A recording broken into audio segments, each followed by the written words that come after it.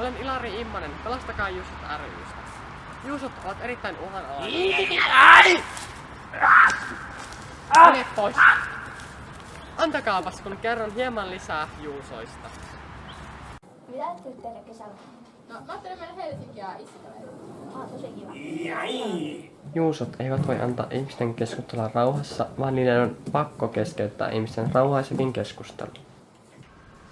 Ne eivät myöskään voi toteuttaa edes yksinkertaisia käskyjä.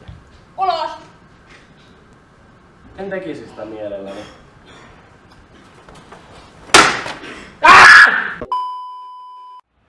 Juusot elävät yleensä oman pesäpuunsa juurella, yleensä julkisten koulurakennusten läheisyydessä. Tämä yksilö ei kuitenkaan ole onnistunut saamaan edes omaa pesäpuutaan.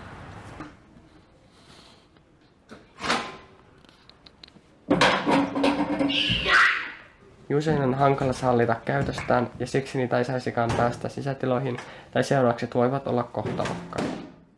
Juusot ovat kuolemassa sukupuuttoon, mutta juuri sinä voit auttaa. Soittamalla numeroon. Soita ja lahjoita. Hinta vain! Mene pois! Soita ja lahjoita. Hinta vain 999,99 senttiä. Mene pois! Plus puhelinverkkomaksu. Voit myös lähettää viestin pelastakaa